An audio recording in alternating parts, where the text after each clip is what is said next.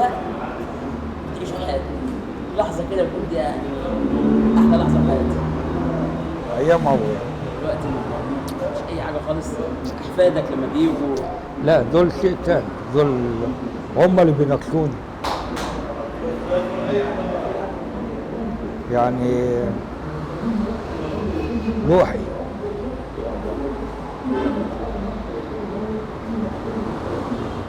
اصعب لحظه مرت عليك في حياتك؟ ان انتوا معايا. الله يكرمك. كل سنه وانتم طيبين. الله يكرمك. يعني اصلا لما جالك ربنا رزقك مولود والله هو بص سبحان الله، قصه المولود دي برضه يعني قصه.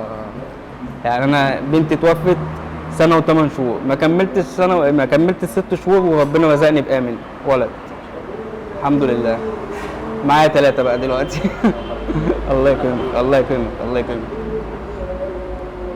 اسعد لحظه في حياتي، اسعد لحظه في حياتي لما بعمل حاجه لحد واحس ان هو يعني فرقت معاه، احس ان هي بسطته او كان مستني ان انا اعمل معاه كده وفرقت معاه بسطته، انا كمان ببقى مبسوط قوي. اصعب لحظه مرت عليك في حياتك؟ لحظة تخرجي من الجامعة. كل ما افتكرها وانا ما كنت في مره كنت ماشي في الشارع، كنت ماسك اخويا كده اهو وقع على وشه وراح انا التوك توك خبطني. كل ما افتكرها واضحك والتوك توك شتمني وطلع يجري ولقيته اختفى وانا جاي من المدرسه. اسعد لحظه مرت عليا في حياتي امبارح فوز الاهلي ببطوله كاس كاس افريقيا. امبارح الاهلي قدم ماتش حلو جدا وقدر ان هو يحقق نتيجه ممتازه وقدر يوصل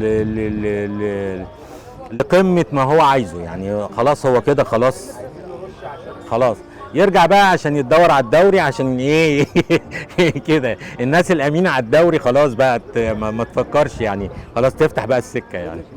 ان شاء الله في رجوع ان شاء الله بيتي تاني باذن الله تبقى دي اسعد لحظه في حياتي ان شاء الله.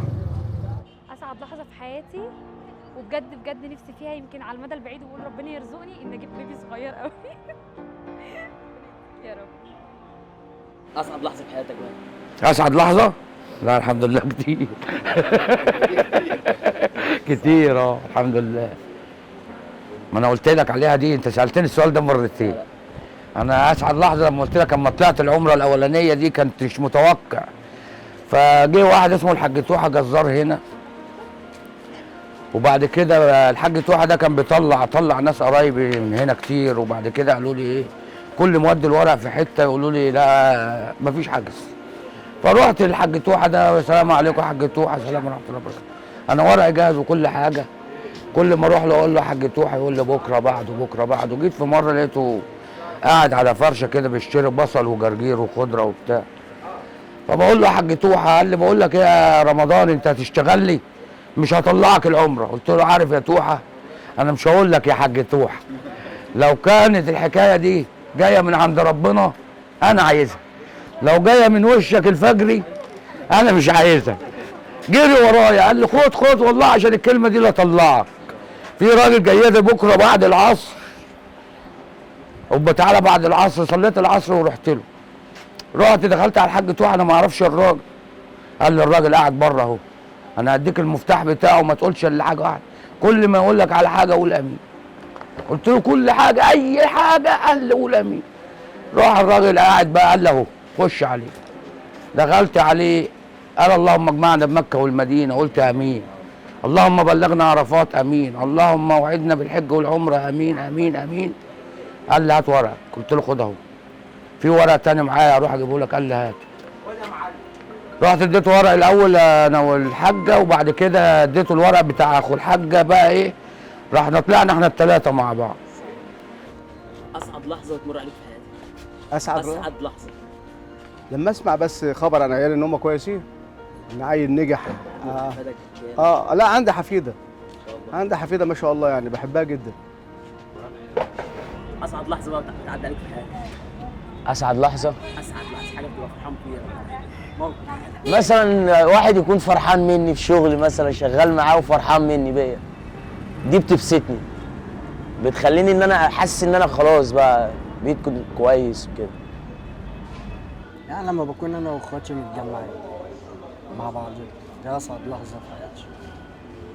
اذا كنت انا واخويا واخويا التاني، اختي، والدي، مرات اخويا، هم دي اسعد لحظه بتعدي في حياتي لما بنكون متجمعين احنا كده مع بعض. احلى لحظه بعيشها في حياتي وانا في وسط اهلي، في وسط جوزي وفي وسط عيالي، وان انا الحمد لله بصحتي، دي احلى لحظه انا بعيشها في حياتي. وسط الاحفاد ببقى عامل زي الطفل معاهم، احفادي حواليا، ببقى سعيد جدا جدا جدا. اما بينقص واحد منهم بتضايق. اصعب لحظه بتعيشها في حياتك؟ لما بكون قاعد في وسط عيلتي، اخواتي واهلي وكلهم. اصعب لحظه في حياتك؟ اسعد لحظه لما بتلم مع احفادي. يوم ولاده اولادي، بنتي وابني، دي كانت اجمل لحظه، هفضل على طول عايشها. يعني بالتالي ما جاتش لحظه قويه قوي ان انا افتكرها يعني، بس ممكن حاجات كتير يعني. ممكن ان انا لما نجحت في ثانويه عامه، يمكن دي كانت اخر حاجه كبيره يعني. اصعب لحظه بتعيشها في حياتك؟ أسعد لحظة في حياتي لما أرجع بلدي. أنا طبعا أنا مقيم في المملكة العربية السعودية، فلما أرجع السودان دي بتكون أجمل لحظة بالنسبة لي. لما أروح إجازة دي بتكون أجمل لحظة بالنسبة لي، لأنه بكون يعني بقالي سنة أو سنتين ما نزلت في بلدي، فبتكون أسعد لحظة في حياتي. تعرف الإنسان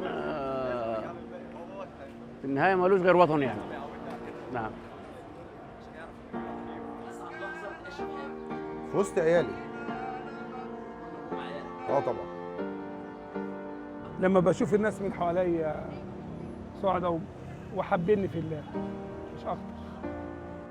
اسعد لحظه بتمر عليا لما الواحد بيصحى الصبح يروح النادي يلاقي نفسه معافى وصحته كويسه وعياله كويسين، دي بتبقى اسعد لحظه، احنا عايشين اللحظه بلحظتها. اسعد لحظه بعيشها في حياتي لما الزمالك بيكسب.